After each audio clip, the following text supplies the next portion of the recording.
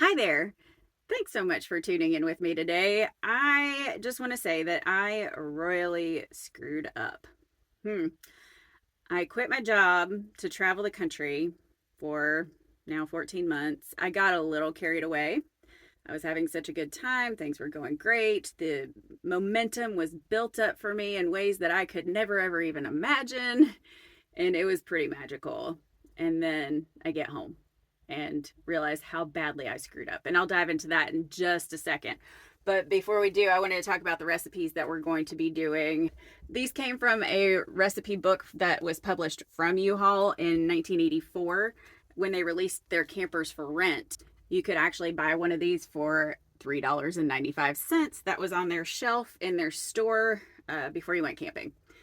Pretty cool little book. They've got some amazing recipes in there. So I've been doing like a little taste of the 80s series here to see what other recipes we can try, because the other few that I've done I've really loved. And it's just really cool to have a taste of the 80s, and it's a bit of nostalgia. Before we jump into this book, let's talk about how badly I screwed up. So I am down to pennies right now in my old bank account, which, was always the risk and always the possibility that I assumed when I took on this adventure to quit my job and travel the country. I have always landed on my feet somehow to this point. I don't know how, like the universe has opened up for me. My momentum has been amazing and it's always got me, and I know I'll land on my feet again. However, I reached out to the company that I was previously employed at. It's the off season. They aren't hiring right now, and they're not hiring until May. Right now, we're in February. Like, that was a long time to wait when you're down to pennies in your bank account. So I'm going to have to find something else in the meantime to help me get by, if I end up going back to that place that I was employed before. I do miss everybody. They were great to work with and everything else, but this is part of this journey. Like, you make these decisions. If you come back home the way that I've come back home and you meet resistance, then it's time to find something else, right? So this will set me on a trajectory to find what is the path that I'm supposed to be on. And like I said, I'm going to try so hard not to worry, because worry does absolutely nothing for the end result. All it does is make you feel miserable in the meantime.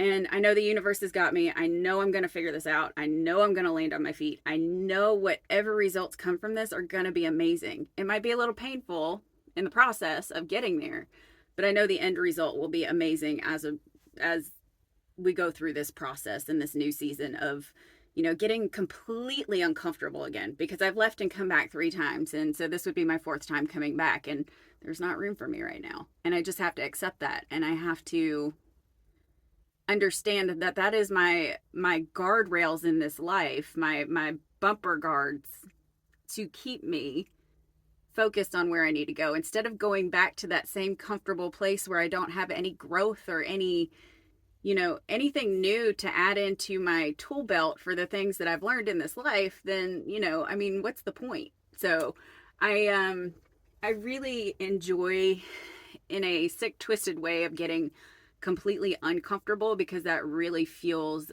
that creativity and resourcefulness to figure this out and see where you land.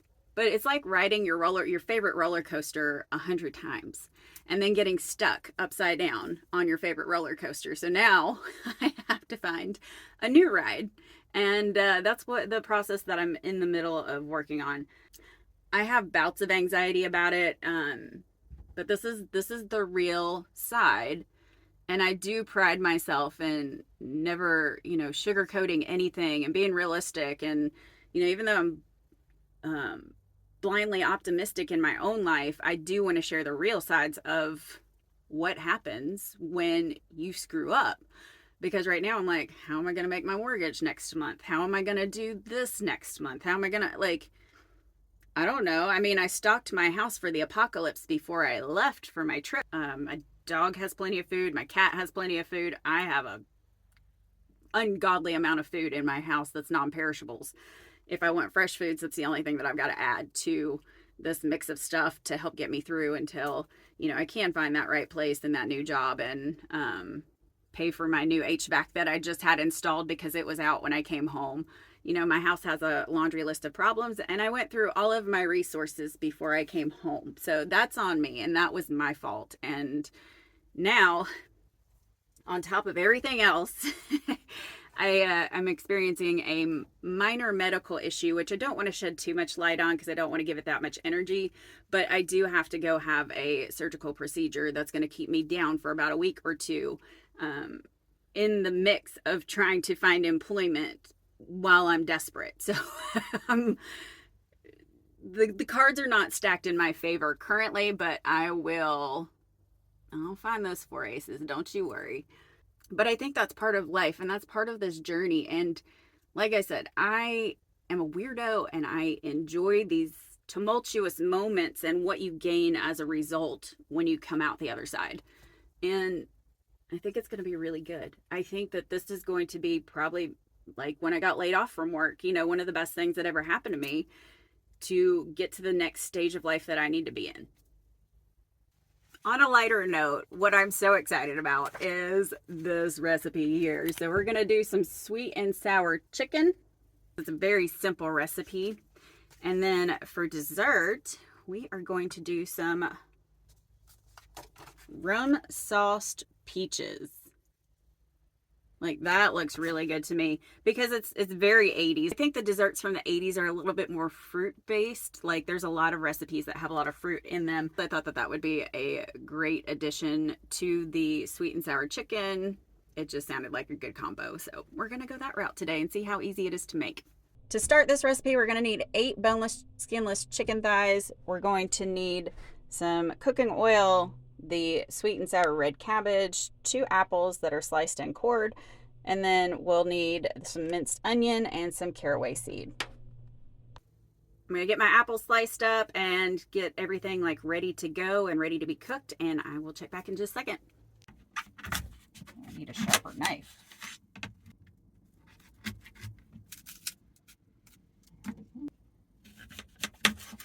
Olive oil has had enough time to heat up to where the pan's going to be warm enough. Put this chicken in there.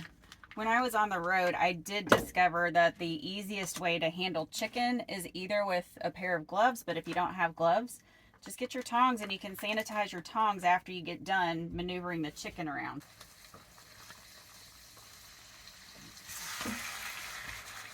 I've got my 8 chicken thighs here, and I'm going to give that just a little while to get brown. And it says to only flip once in the recipe, which, you know, or whatever, it'll be the same. But I've also got a meat thermometer, so I'll check that to make sure they're cooked to temp by the time I get done browning them.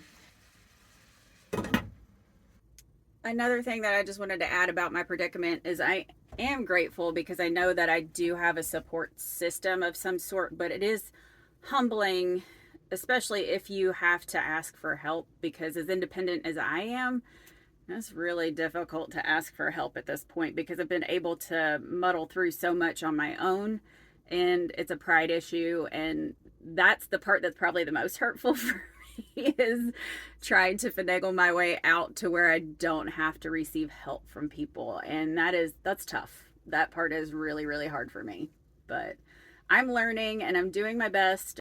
It is being vulnerable to talk about how badly I messed up. And yeah, I don't want to give people the false assumption that when you make these risky decisions that it always comes out with rainbows and butterflies, because that's not always the case. And we're in this because of the decisions that I made. And I'm going to fix it. I'm not a fan of overcooked chicken, so some of these are done. I'm going to go ahead and pull them off of the pan and let the rest finish cooking because I'm going to have to drain the fat anyway, so this will help out with all of that. These sit a little bit longer. They've not reached temp yet. 165 is that magic number, so we're going to set these aside for a minute. Now here comes the easy part. Time to just add all the ingredients into the pan, if I can. Good Lord.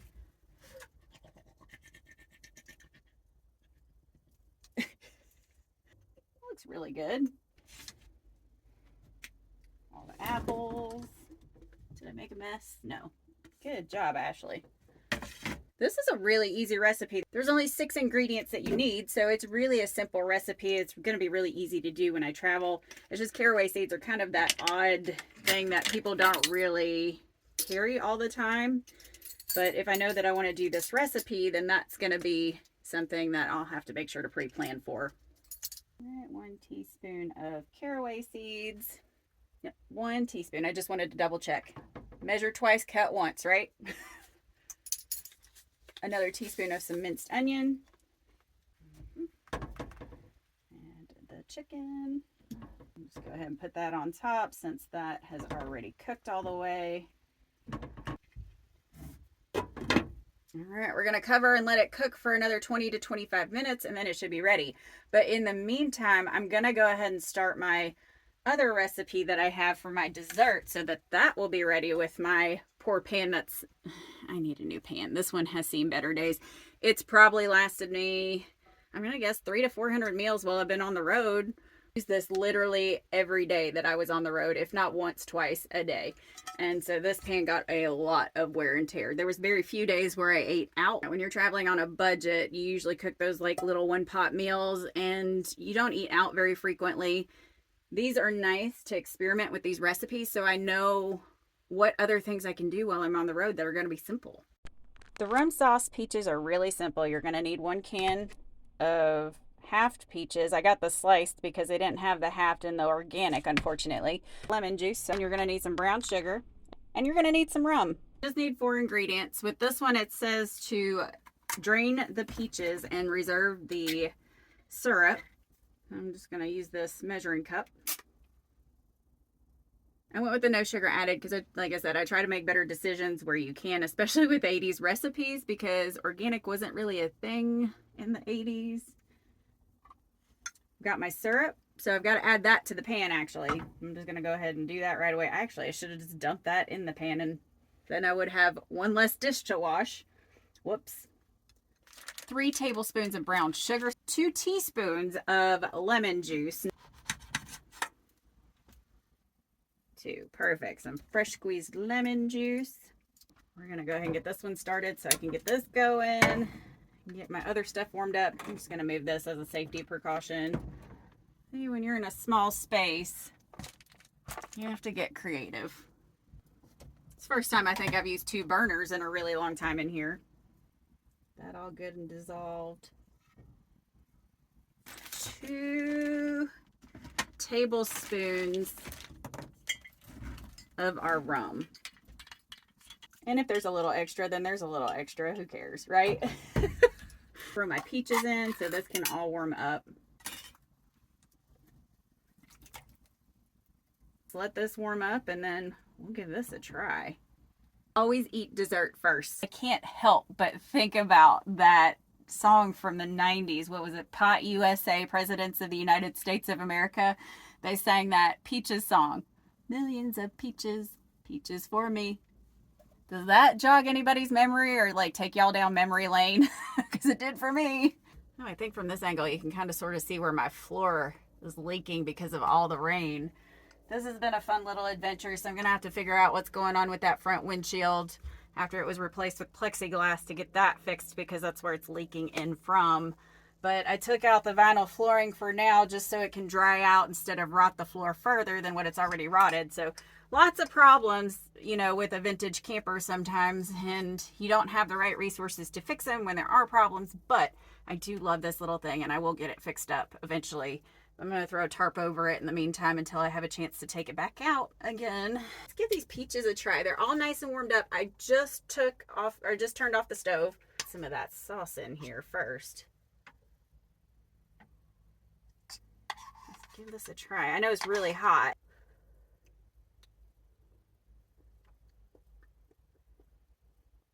Oh man.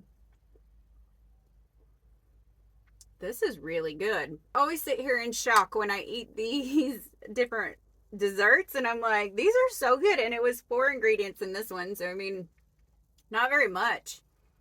You know, like my other one had 6. This had 4 ingredients. So 10 ingredients and you've got dinner and dessert. I mean, okay, I'll do that. I can do that on the road. That's simple. I meet people all the time, so it'd be really cool if I did meet somebody and I was able to like plan a meal and cook a meal for them out of my little tiny camper. And I think food is just a way to connect with other people, and I really enjoy cooking in this tiny space because it is a challenge, but you know, it works well and I really just enjoy it. These peaches hit the spot. Time to give the chicken a try. I am very excited about this. It is done. Grab a little guy there. Get some apples and some sauerkraut. Not sauerkraut, the sour red cabbage. It's a very German meal. That's what my sweet and sour chicken looks like. See what we're getting into here. Oop, I have to actually cut the chicken. We've got a very well-rounded bite here. Going in for the kill.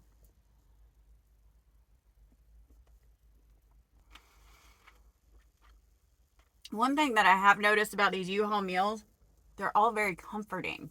It's all very comforting food. This feels really good. I will definitely make this again, even when I'm home, like some of these recipes when I'm not traveling. These would be great to make at the house. Like they're just so good and they're so easy. And it's such a diverse combination of recipes that they've included in this. This is, yeah, okay. I need another bite. That was good. All right, guys, thank you so much for taking the time to hang out with me today. It really means the world to me. You guys have been awesome. I really appreciate all your comments down below and everything that you guys want to tell me about your travels and everything else. I love reading those. So please continue to leave those comments for me. And thank you so much for going on this culinary adventure with me, discovering this U-Haul 1980s cookbook. It's been so much fun. I've really enjoyed it. So hopefully it's been as much fun for you as it has been for me. I will probably have more recipes in the future. If you liked what you saw, please feel free to like and subscribe. That really helps me out. Hit the notification bell if you want to see more recipes and adventures to come. I'm not sure what that's going to look like. Everything's kind of up in the air right now while I'm waiting to, go through the process that I have to go through. I can't really do much until after I have my surgical procedure, and I am going to go pick up some applications and see what I can get brewing in the meantime so that I can get to work after I get healed. But thank you guys so much. I hope to see y'all down the road. Y'all take care.